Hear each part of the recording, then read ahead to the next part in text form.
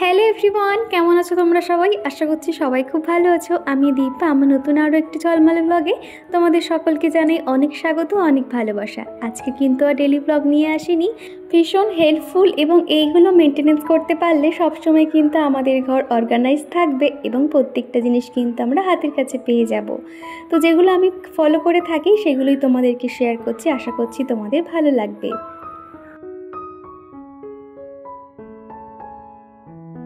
তো চলো ভিডিওটা শুরু করা যাক। Tips number 1, mobile charger. এই মোবাইল চার্জার কিন্তু আমরা যে কোনো সুইচ বোর্ডের গায়ে দিয়ে এইভাবে ঝুলিয়ে রাখি, আর সেটা কিন্তু দেখতে অনেকটাই খারাপ লাগে।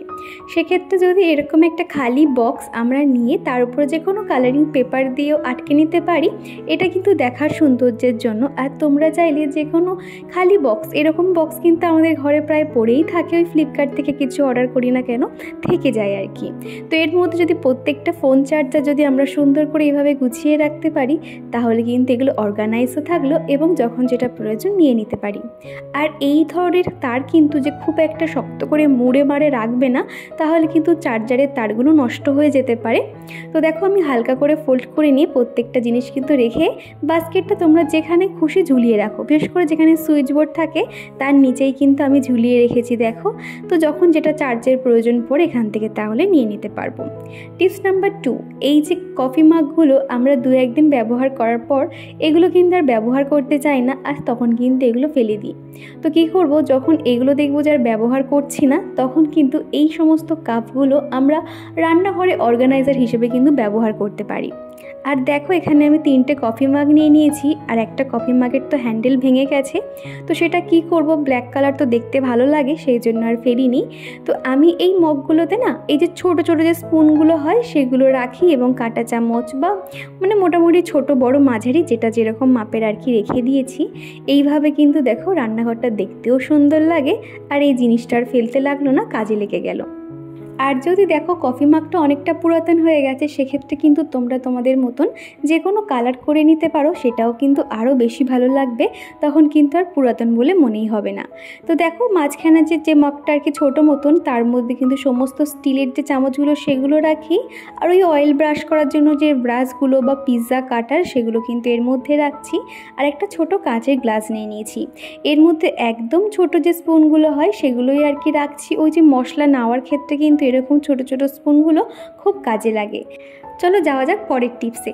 দেখবে যখন আমরা কোথাও একটা যাব, বার হব, সেই সময় দেখছি ফোনে চার্জ নেই। মাঝে মাঝে এরকমও হয়, হয়তো ফোনে একটা ইম্পর্টেন্ট কাজ রয়েছে, তখন দেখতে পাচ্ছি ফোনে চার্জ নেই। সেক্ষেত্রে আমরা একটা কাজ করতে পারি, সারাদিনে যে কোনো একটা সময় বার করে নেব, আর সেই সময়তে ফোন চার্জার ল্যাপটপ সমস্ত কিছু কিন্তু আমরা চার্জ দিয়ে নেব। এই হ্যাবিটটা কিন্তু নিজেদের মধ্যে রাখতে পারলে দরকারের সময় কিন্তু এই ভুলভ্রান্তিগুলো আর হয় না। টিপস নাম্বার 4, দেখবে আমরা ঘরে অনেক কিছু জামা কাপড়ের মধ্যে যে জিনিসগুলো বেশি হারিয়ে ফেলি সেগুলো হলো রুমাল এবং মোজা। এই জিনিসগুলো একটা পেলে আরেকটা পাই না। সেক্ষেত্রে আমরা একটা কাজ করতে পারি, যে কোনো একটা বাস্কেট নিয়ে নেবে, আর সেই বাস্কেটটা নিয়ে এটা এরকম কালারিং পেপার দিয়েও নিতে পারো, কিংবা যে কোনো কালারও করে নিতে পারো। তো আমার কাছে এরকম বাস্কেট ছিল, এর মধ্যে দেখো স্যান্ডো গেঞ্জিগুলো আমি সুন্দর করে গুছিয়ে নিয়েছি। তো হাজব্যান্ডের অফিস এগুলো খুব ব্যবহার হয়, আর কখন কোনটা পরবে ওর চয়েস মতো নিয়ে নিতে পারবে। সাথে একটা ছোট বক্সও নিয়ে নিয়েছি, এর মধ্যে কিন্তু ছোট ছোট যে রুমাল মোজা এগুলো তো ভীষণ হারিয়ে যায়। সেক্ষেত্রে এরকম বাস্কেটটা যদি মাঝখান থেকে দুটো পার্টিশন করে নিই এবং সুন্দরভাবে গুছিয়ে রাখি, এগুলো অর্গানাইজও থাকলো, দেখতেও ভালো লাগলো, এবং কিন্তু এগুলো দরকারের সময় পেয়ে যাই। রান্নাঘরে তো আমাদের মতন মধ্যবিত্ত ফ্যামিলিতে সবার তো শোকেস থাকে না। সেক্ষেত্রে কিন্তু এরকম কম জায়গার মধ্যে আমি কিভাবে গুছিয়ে রাখি সেটাই তোমাদের খানিকটা আইডিয়া দিই। তো এখানে দেখো কয়েকটা প্লেট রাখার জন্য আমি এরকম সবুজ কালারের একটা চৌকো বাস্কেট নিয়ে নিয়েছি, আর এই রকম বাস্কেট কিন্তু ভীষণ হেল্পফুল, দেখতেও অনেক সুন্দর। তো দেখো পাশেও একটা গোল বাস্কেট নিয়ে নিয়েছি, তার মধ্যে কিন্তু সমস্ত যে ডিনার সেটগুলো রয়েছে সেগুলো সুন্দর করে গুছিয়ে রেখেছি, আর এটার জন্য কিন্তু এইটুখানি জায়গার মধ্যে আমি এত সুন্দর করে গুছিয়ে রাখতে পেরেছি। আর এই যে একটা খালি কন্টেনার দেখছো, এটা না আগে মশলা রাখতাম, তো এখন ব্যবহার করি না, সেই জন্য কালার আর ওয়ালপুট্টি কাজ করে আমি এরকম একটা স্পুন হোল্ডার করে নিয়েছি। এটাও দেখো দেখতে কিন্তু অনেক ভালো লাগছে। এরকম ছোটোখাটো জিনিস দিয়ে যদি আমরা ঘরটাকে সুন্দর করে গুছিয়ে রাখি, সেক্ষেত্রে কিন্তু অর্গানাইজও থাকলো, দেখতে দেখতেও ভালো লাগলো। তো দেখো আমি এইটুখানি জায়গার মধ্যে সমস্ত হটপট এবং এই যে বক্সগুলো দেখছো সেই বক্সের ঢাকনাগুলো সেটাও কিন্তু ফেলি না। এগুলো যদিও দেখতে অনেকটা সুন্দর, দু সাইডে এইভাবে বক্সগুলো দিয়ে পার্টিশন করে রেখেছি এবং প্রত্যেকটা কিন্তু রাখার জায়গা আলাদা। তোমরা দেখতেই পাচ্ছ আমি প্রত্যেকটা জিনিস খুব সুন্দর করে গুছিয়ে রেখেছি, দেখতেও কিন্তু বেশ ভালো লাগছে। আর ছোট ছোট স্পুনগুলো এই কফি মাগটার মধ্যে রেখে দিয়েছি। আর রান্নার জন্য যে হাতা খুন্তিগুলো ব্যবহার হয় সেগুলো না যেখানে সেখানে রাখলে কিন্তু ছড়িয়ে ছিটিয়ে থাকে এবং দরকারের সময় পাওয়া যায় না, একটা আন থেকে আরেকটা উল্টে পড়ে।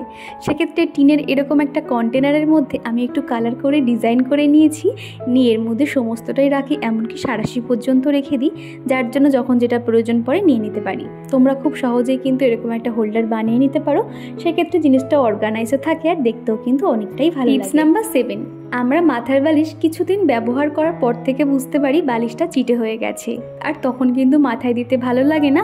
প্রথম মাথায় দিতে যেরকম একটা উঁচু ভাব থাকতো সেটা কিন্তু একদমই থাকে না।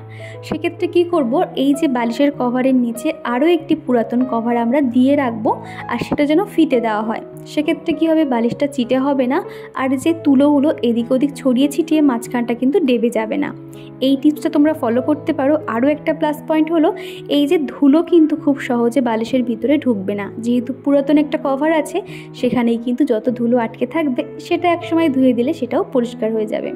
এইভাবে ছোট ছোট জিনিসগুলো মেনটেনেন্স করতে পারলে আমাদের জিনিসগুলো অনেক দিন পর্যন্ত টেকসই হবে এবং জিনিসটাও ভালো থাকবে। তো দেখো প্রত্যেকটা কভার আমি সুন্দর করে লাগিয়ে নিয়েছি। আরও একটা কভার কিন্তু সেটা আমি একদমই ভিতরে কোনো কভার দিইনি, তোমাদেরকে বোঝার স্বার্থে দেখো সেটা কীরকম নরম হয়ে রয়েছে, আর যেগুলোতে আমি ভিতরে কভার দিয়েছি সেগুলো কিন্তু অনেকটাই ফোলাভাব রয়েছে। তো দেখো আমি যখন বিছানাতে এগুলো এক ধারে সুন্দর করে গুছিয়ে রাখছি, প্রত্যেকটা কত সুন্দর ফোলাভাব লাগছে এবং দেখতেও কিন্তু ভালো লাগে। যাওয়া যাক পরের টিপসে।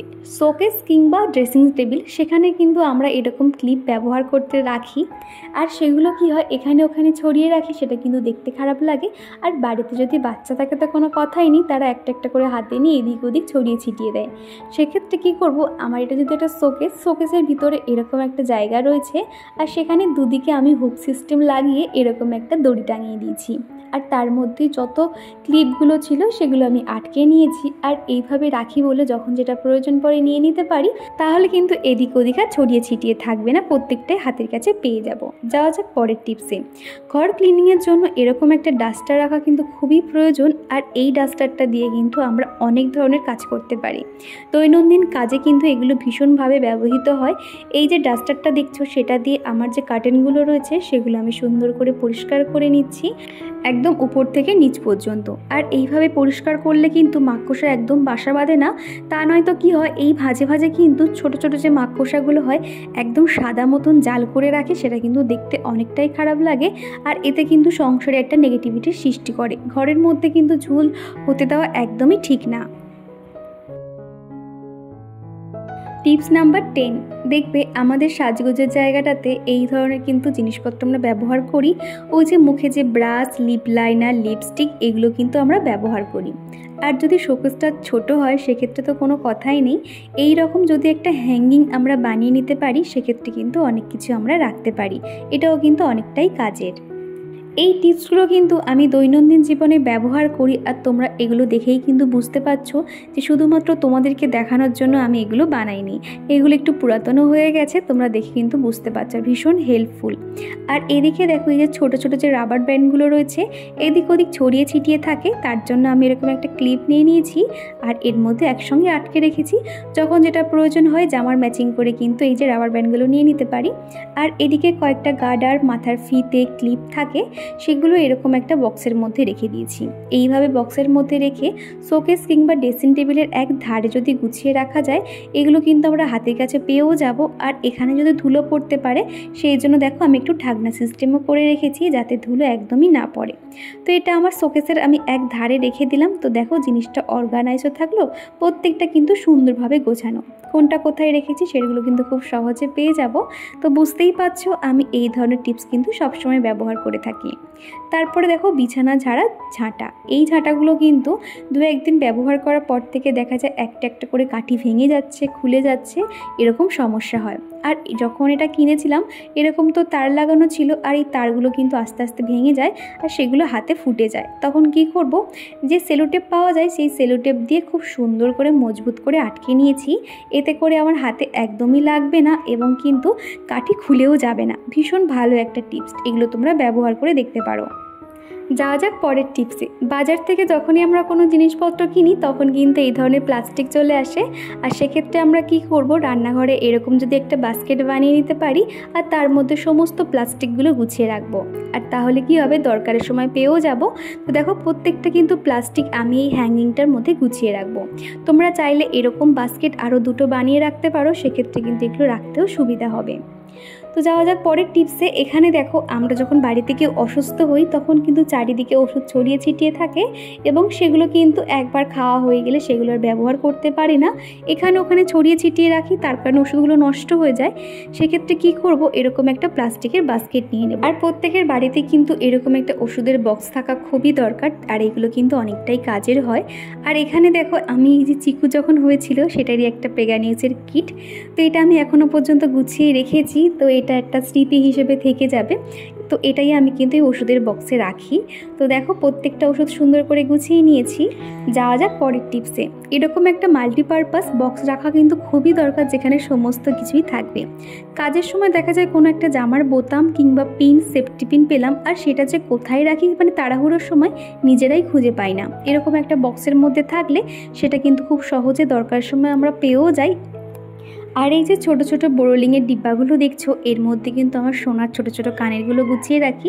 আর সোনার জিনিস তো সবসময় আলমারিতে রাখা হয় না, ওই হয়তো মাঝে মাঝে অল্টারনেট করে ব্যবহার করি, সেক্ষেত্রে কিন্তু এর মধ্যে গুছিয়ে রাখি, তাহলে কিন্তু হারানোর ভয়টা থাকে না। তো বন্ধুরা, এই ছিল আজকেকার টিপস। সব মিলিয়ে আজকের ভিডিওটা তোমাদের কেমন লাগলো অবশ্যই কমেন্ট করে জানিও। ভালো লাগলে একটা লাইক করে দিও, আর তোমাদের মতামত অবশ্যই কমেন্টের মাধ্যমে জানিও। তো চলো, টাটা।